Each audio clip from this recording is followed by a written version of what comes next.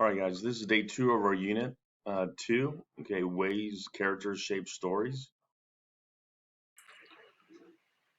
Okay, it's your turn.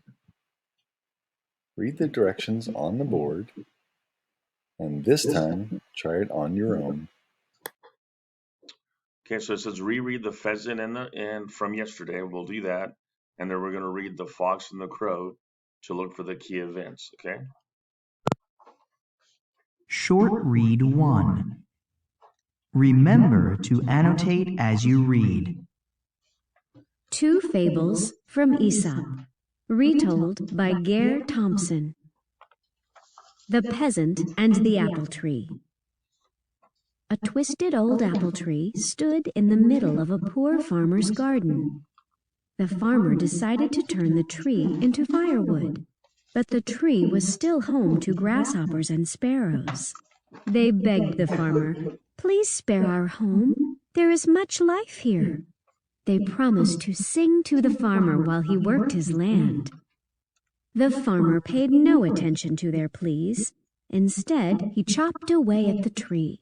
When he cut into the hollow, he found a hive full of honey. The farmer tasted the honey. It was sweeter than the first day of summer. The farmer threw down his axe. He looked at the tree with new eyes. Licking his honey-covered fingers, he told the grasshoppers, sparrows, and bees that had buzzed back to the hive to stay in the tree as long as they liked. Moral: self-interest alone moves some men. The Fox and the Crow. A crow was sitting on a branch of a tree. She had a big piece of cheese in her beak. A hungry fox came along and watched her. Licking his lips, the fox set about thinking how to get the cheese. The fox stood right under the crow and looked up. "What a noble bird I see above me," he said. "Her beauty is without equal. Her black plumage is as exquisite as a moonless night." The crow was flattered. She wanted to show the fox that she could also sing well. She opened her mouth wide and gave a loud caw. Down came the cheese, of course, and the fox snatched it up. Between bites of the cheese, the grinning fox said, "You have a voice, madam, I see, but what you want is wits." All right, look at the text on page 5. Okay.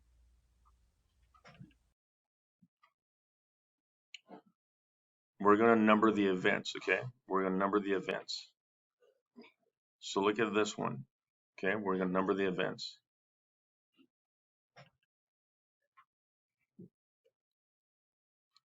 All right, we're going to number the events. It says, so look at the first paragraph. A crow was sitting on a branch of a tree.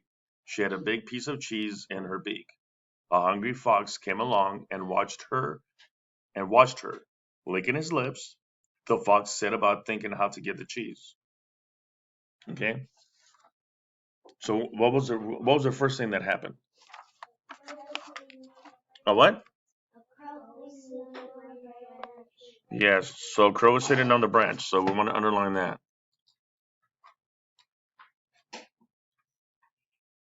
And she was holding a chunk of cheese in her beak, correct? So I'm going to write 1 right there, like that.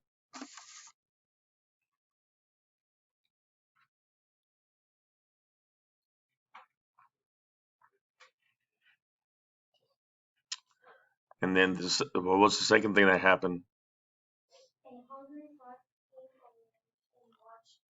So he came along and then he was watching her. Okay. Plus he set out thinking how to get her cheese, right? So that's the second thing there that happened.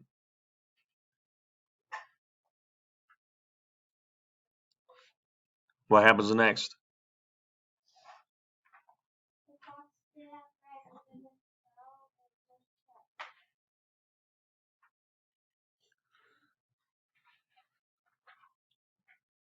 So what happened next is this. He tells her What a noble bird I see above me, he said. Her beauty is without equal, and her plumage is as exquisite as a moonless night. Okay.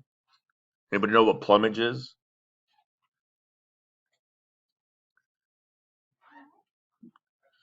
How do you say feather in Spanish? Pluma? So what does plumage mean? Her what? Her feathers. It's just a fancy word of saying feathers. Her plumage. Okay?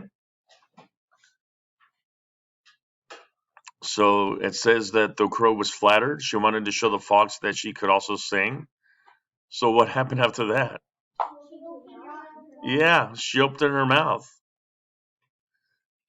wide and gave a loud call, and down came the cheese. Oops. That's the fourth event that happened.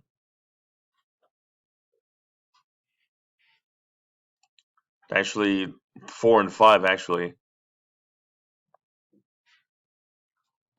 4 was that she opened her mouth, and 5 was that down came the cheese. And the fox ate it. Oh well. All right, so we just read The Fox and the Crow. We looked at the key events and we put them in order, and we underlined the events and we numbered them already, okay? So here's the next thing. In the green package, you can go to page 1, and we're going to work on this event, okay? Guys, after reading The Fox and the Crow, so let's go to that page in the workbook, page 1. So we're going to page 1, okay? And actually, I have it already. Sweet.